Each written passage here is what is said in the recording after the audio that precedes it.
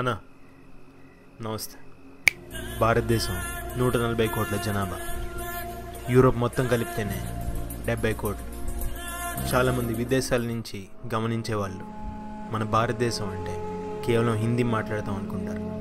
కానీ ఇక్కడ హిందీతో పాటు తెలుగు, తమిళ్, కన్నడ, మలయాళం, గుజరాతీ, పంజాబీ ప్రముఖమైన భాషలు 22 ఉన్నాయని గమనించాల్సిన పరిస్థితి.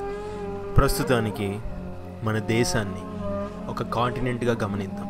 ప్రతి రాష్ట్రాన్ని ఒక దేశంగా గమనించి యూరోప్లో ఒక్కొక్క దేశంతో కంపేర్ చేద్దాం. మన తెలుగు రాష్ట్రాల్లో తెలంగాణ, ఆంధ్ర, రాయలసీమ యాసలు ఉంటాయి. మన తెలుగు రాష్ట్రాల జనాభా 9 కోట్లు.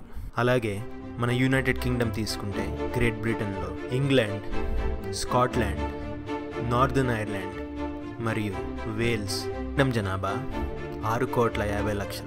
మన కర్ణాటక రాష్ట్రాన్ని గమనిస్తే అక్కడ జనాభా 7 కోట్లు. అక్కడ అందరు కన్నడ మాట్లాడగలరు.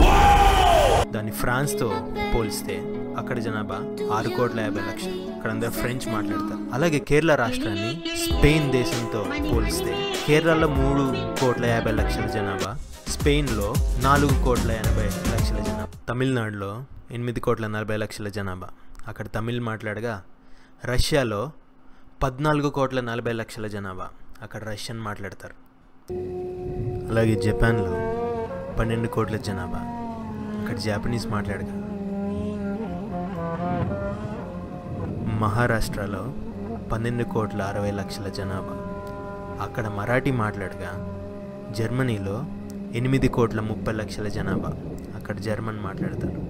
అలాగే పంజాబ్లో 3,10,00,000 జనాభా, అక్కడ పంజాబీ మాట్లాడగా ఇటలీలో 5,80,00,000 జనాభా, అక్కడ మనకు తెలిసినట్లే ఇటాలియన్ మాట్లాడతారు. మన భారతదేశం 3.2 మిలియన్ స్క్వేర్ కిలోమీటర్స్ ఏరియాలో ఉంది. కానీ యూరోప్ మటుకు 10 మిలియన్ స్క్వేర్ కిలోమీటర్స్ ఏరియాలో ఉంది. పోలాండ్ పాపులేషన్ 3,68,00,000 ఉండగా అక్కడ పాలిష్ మాట్లాడతారు. గుజరాత్లో 7,16,00,000 పాపులేషన్ ఉండగా అక్కడ గుజరాతీ మాట్లాడితే వెస్ట్ బెంగాల్లో 10 కోట్ల పాపులేషన్, అక్కడ బెంగాలీ మాట్లాడతారు. అలాగే టర్కీ పాపులేషన్ 8,50,00,000 ఉండగా అక్కడ టర్కిష్ మాట్లాడతారు. సో ఈ విధంగా మన దేశంలో ప్రతి రాష్ట్రాన్ని యూరోపియన్ కాంటినెంట్లో దేశాలతో పోల్చగా మనం గమనించాల్సింది ఏంటంటే, సో వాళ్ళకి అంత భూమి ఉండగా మనకి ఇంత తక్కువ భూమిలో ఇంత ఎక్కువ జనాభా ఉండడం ఫ్యూచర్లో చాలా ప్రాబ్లమ్స్ క్రియేట్ అవుతాయి. మనకి ఉద్యోగాలు కానివ్వండి, రిసోర్సెస్ కానివ్వండి, పొల్యూషన్ కానివ్వండి, ట్రాఫిక్, ఇంత లాంగ్వేజ్ డైవర్సిటీ, ఇంత కల్చరల్ డైవర్సిటీ ఉన్నప్పటికీ కూడా మనకి చాలా ఈ ఓవర్ పాపులేషన్ వల్ల చాలా నష్టాలు జరిగే పరిస్థితి.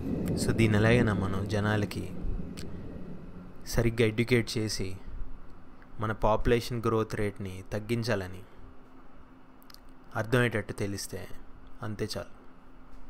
సెలవు.